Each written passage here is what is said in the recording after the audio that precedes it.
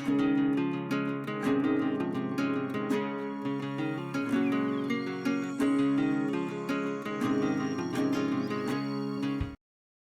everybody. Welcome to Bonnie's Beat. I'm your host, Bonnie Squires. I like to interview people who are doing interesting, important things in our community, whether it's politics or athletics or arts and culture. And I have somebody interesting. I haven't met him in person, but I've enjoyed talking with him. Our guest today is Ed Radlow, Radlow, who is the owner of a new fitness. It's called Mainline Total Fitness. Everybody's into fitness these days, fitness and exercise, right? Even me, although I'm going to rehab. So we're going to turn it over to Ed and we're going to pepper him with questions. Hi, Ed Radlow. Hi, Bonnie, and thank you for having me. I'm very honored to be here with you. Oh, what an honor. It's not exactly the New York Times or CNN, but we're getting close, right, Kevin? Kevin is the station manager. He's the one who makes all the magic happen. Anyway, what I wanted to talk to you about was your brand new Mainline Total Fitness. It's a club. What is it exactly? Well, we call it a fitness center as opposed to a gym. Gyms are typically where a person might go to lift weights or get on a cardio machine or whatever. Not me. We're more of a fitness center. People actually come here because they have maybe tried in the past to get in shape maybe 2, 3, 4 times or more, and they haven't been able to do it. So we specialize in helping those type of people. Our members, however, call it the club. When you say members, do people have to pay a fee to be a member? How does it work? Or they pay weekly, monthly? Yes. So like most companies in the fitness industry, we provide a service to the people that want to get fit. So people pay typically a monthly dues. And then those that want more than what a monthly dues offers, which is typically access, they hire us to do personal fitness training. My next door neighbor told me all about you, Tom Richter. And Right. I think he comes to you like 4 mornings a week. Yes. Do exercises and things. He's a fitness guru, I think. Yeah. I don't know if it works or not, but he's trying very hard. Tom's done very well. And he's an amazing person. He's a great person to have as a neighbor because like last week, I got accidentally locked out of my car. It's 100 degrees outside. And I have somebody with a cell phone call him and he knows how to get into my house. I had one more Lexus key hanging. He picked it up and in 20 minutes, he was back to hand me the key to make sure that I got home safely. You don't have too many neighbors that would do something like that. Tom's like that. He's really, I was blessed because the neighbor that he bought the house from, she was wonderful also. But I don't think that Melanie would have done all the things that Tom has done for me. He's terrific. Anyway, the reason I was interested in you is because you have a personal story that sounds like it's fascinating. You started out in business and finance, right? Yes. And you have a black belt in karate. That's correct. What made you decide to get a black belt in karate? I was always an athlete my whole life, and I was always interested in martial arts and in dabbled into it with during the college years, and then in 1986 I signed up and started studying. The lifelong endeavor. Where did you go to college? I did my undergraduate studies at Temple University, and then I went on to get my MBA at Drexel University. Okay. Now, you had a career in business and finance. I don't know if you want to mention where you worked when you were, or did you do your own thing with business and finance? Well, I out of college, I started as started a business at the Xerox Corporation. I've heard of Xerox. Yeah, I worked mostly with technology sales. In the 90s, I went back to get my MBA, and I worked in various capacities at 3 Fortune 500 companies, and mostly with technology sales and outsourcing, and was doing pretty well, and came upon my current career purely by accident, pun intended. Okay. Tom alerted me that you had a terrible accident. I don't know whether you were driving, whether you were walking, whether it was a two-car accident, whether a train hit you. Tell us about the accident, which happened in 2008. Yes. Well, my family and I were on vacation down in Cape May, and I was walking across the street, and somebody ran me over. I was. Witnesses say I was thrown 15 feet in the air, landed in the street, and I ended up needing 11 surgeries all over my body. My neck was worse than broken. I was disabled for 6 years. And what happened yes, to the driver that hit you? Did the person stop at least?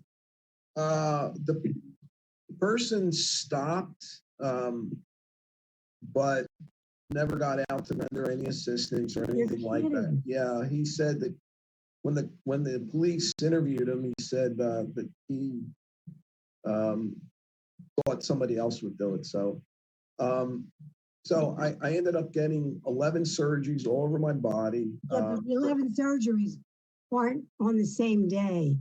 How many years were you in surgery? Well, from 2009 until 2013 was my last surgery, and I was having them about every 6 months on average. Where were you having the surgeries? Down the shore or?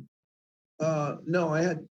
You mean? Well, I had different doctors do the surgery. So the one person that operated on my neck, that was in Coatesville. Another person was in that did my hips was in Paoli. I had to go to a variety of doctors because I had a variety of injuries. Yes, they did sew Humpty Dumpty back together again. Humpty Dumpty. Did you get like frequent flyer passes for so many surgeries? Did they give you a discount on the 10th surgery? You would think, right? No, none of that. Did you have any kind of accident insurance, medical insurance? Well, I of course had medical insurance, and my because the person that was driving was underinsured. I actually had to go through my own insurance company to recover my losses. What happened to the person who hit you? Nothing. He wasn't arrested? No. Were you crossing the street, or how did he come? And you were with the green light? Yes. And how did he happen to hit you if you're crossing on a green light? I don't know. He just said that he didn't see me, and I mean, between you and me, Bonnie, I think he was on the phone. There was a cell phone, but he never admitted that. Oh my God. 15 feet in the air. Wow. Yeah. How did they ever tell you that you might never walk again? Well, no, I always had, I could always walk, but in 2013, my physiatrist who was overseeing my care, had told me that this was right before my 11th surgery, which was going to be on my lower back. And he told me that that this was it for me, that I wasn't going to be returning to my previously active life, and to just keep coming back every 6 months. He would keep me on disability, and and I looked at him. I said, "What are you talking about?" And that began I when I looked at myself, I was close to 240 pounds. I was 60 pounds overweight. I could barely walk. I couldn't walk How tall are you? I'm 6 foot. Um, and How old were you when you were hit by the car? Well, it happened in 2008. I was 47. And what happened to your skills with whatever you were doing with finance? Well, I obviously lost my job at the time. And Did they fire you, or you just had to resign because no, they ended up terminating me. Yeah, because I couldn't walk. I couldn't work. Well, did they pay you severance at least? Did they do No, something? You're no, kidding. nope. And it was a big corporation? Very big corporations.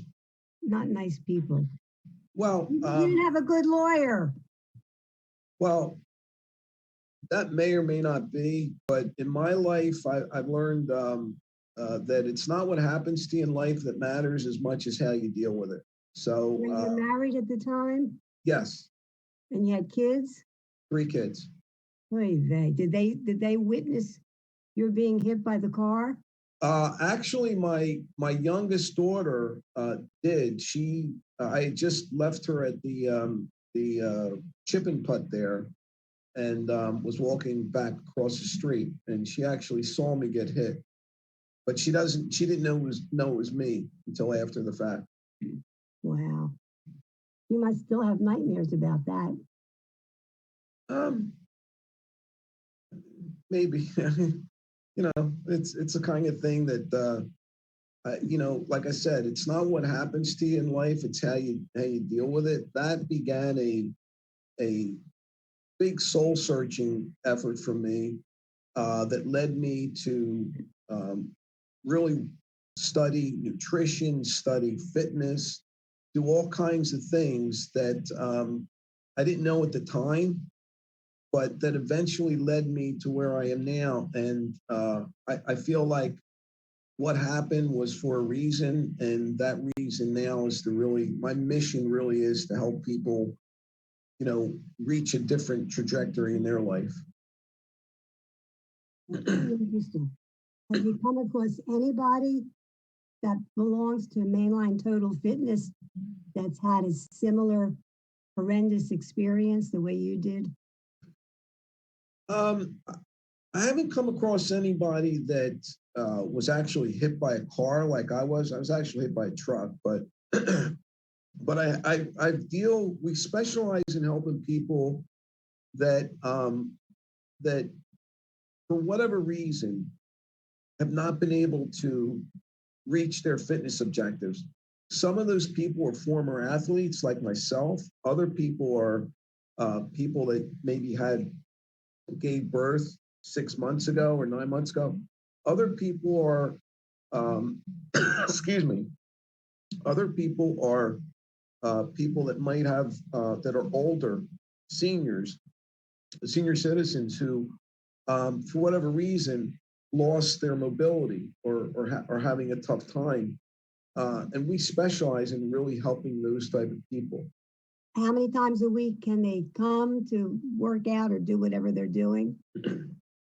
Well, we're open 18 hours from 5 o'clock in the morning till 11 o'clock at night. So they can come. Do people come at 5 o'clock in the morning?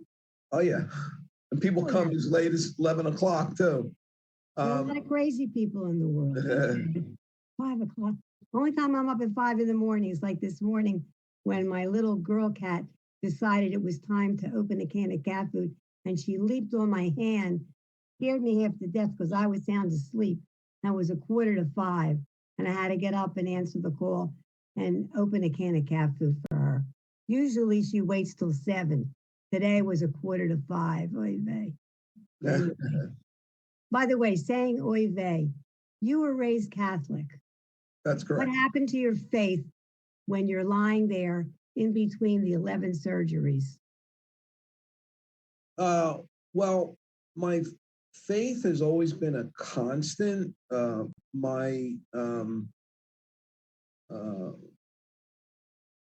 I've always had a very strong belief in God, our Creator, but I'm not a very religious person.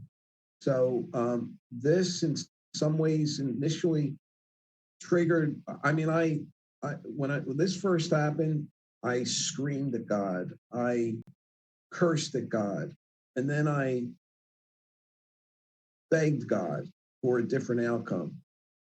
And sometimes when we pray for things, we don't necessarily get the answer that we want, but we tend to get the answer that we need. And I can say that's what happened in my life. Because you ended taking a different route in religion. That's what Tom told me. Well, I went on to a much more deeper conviction to within I had when I was younger, I was born Catholic, but we never really did anything. When I got married, 5 years, I married. My wife is Jewish. I married her. My in-laws didn't make me convert or anything like that. But 5 years after we were married, I felt a longing in my heart for Judaism, which has only gotten stronger since, um, including the accident. Do you ever go to synagogue? Not so much anymore because I'm doing my best to turn this business around. But we used to, when our kids were younger. Yes, we used to attend services every Friday. You're more observant than I am, and I belong to our Zion. Uh, Although I go to virtual services every day at 6 o'clock, we have a Zoom session okay. because a lot of people are not setting foot in sanctuaries or auditoriums or any place where there are crowds of people because of COVID. Right. And I have asthma. And even though I'm double boosted and double vaccinated, every time they give warnings about the increase in cases for COVID, they talk about underlying conditions and they always mention asthma. So that's why we're doing this virtually, because I rarely leave my house unless it's an emergency. Like this morning, I had to have my hair done because I want to look good for you and good for Kevin and good for the TV show. But usually I just stay home and I order in food and from my favorite restaurants and groceries from either Acme or Giant. That's it. So, and I got 2 cats that depend on me. And there's one on my lap right now. She stares in my eyes, and that's her signal that her belly buzzer went off, and it's time for me to open another can of Kappa. But you'll have to wait because I'm interviewing Ed Radlow, the owner of Mainline Total Fitness. So go away. Well, Bonnie, you'd be very comfortable in at our club because, first of all, ever since we opened, ever since COVID, I should say, we only allow 9 people at a time to come here. So do they wear masks? We stopped wearing masks during the summers based on CDC guidelines. However, if a member wants us to wear a mask when we're training them, we will do that. And members can have the option of wearing a mask. But generally speaking, like if I went out there right now with you, you'd see that we only have 2 people out there. And in a 2,000 square foot facility, that's 1,000 square feet of potential social distancing. So the one thing that I am proud of is that there are 22 fitness centers or gyms in a 5-mile radius from where we are. And every one of them that I know of has been shut down at least once due to a COVID outbreak, except one. Can you guess who's it? Which one? Yeah. Good for you. Because even First Lady Jill Biden, this morning's news was that she tested positive for COVID.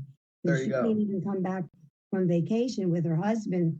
She has to wait until she tests negative.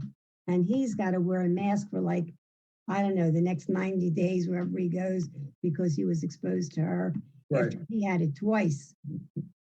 And, you know, if you're the president of the United States and they're giving you that, whatever that true facts it is, the miracle drug, and you've already had both your shots, both your boosters, and you still come down with it. So that's why I don't go places where there are a lot of people. But meeting you like this virtually, this is a pleasure. This is a privilege. Okay, so yours is the only, quote, gym, unquote, that did not have to close because of COVID. Well, so, due to a COVID outbreak. We all had to shut down during the mandatory shutdown period. I'm talking about we've never had a COVID outbreak directly linked back to us that requires us to report to the state and shut down. Good for you. So what kind of exercises do you do, or are you allowed to do? And do you have any lasting problems because of that horrendous being run over by a truck? Well, that's a great question. When I first tried to get back into fitness, I couldn't do it because I was trying to do things the old way that I did things. No pain, no gain. And I found that wasn't really the right way of doing things due to my situation. So me and my wife developed this program that we call Do What Fits. We're really, that not only helped me, to get back into shape, but it's been helping a number of people realize their fitness objectives that couldn't otherwise. So we're really pioneering a proven fitness model that's based on science, that regardless of how a person is physically in terms of their fitness shape, they're able to reach their objectives. What advice would you have for somebody who's interested in starting a fitness club? A fitness club? Yeah. Would you tell them to run for the hills? No. First of all, whatever a person's going to do, I truly believe it should be from the heart. So as I mentioned to you before, I ended up in this. I never expected when I was up and coming in college and all through business that I would own my own fitness center. But I can tell you now, I'm 61 years old. I work harder. I work 15, 16, 18-hour days sometimes. And I don't feel it. Why? Because when I'm training with people, I feed off of them and they feed off of me. And I mean that in a positive way. We give to each other the essence of what it means to be helping another individual. Ed Radlow, owner of Mainline Total Fitness, thank you so much. It's been a pleasure. And I wish you lots of luck with Mainline Total Fitness. Well, thank you, Bonnie. It was an honor to be here, and I wish you nothing but the best going forward, and thank you. Okay. Have a good day and stay safe. I will. Thank you. You too. Okay. Okay.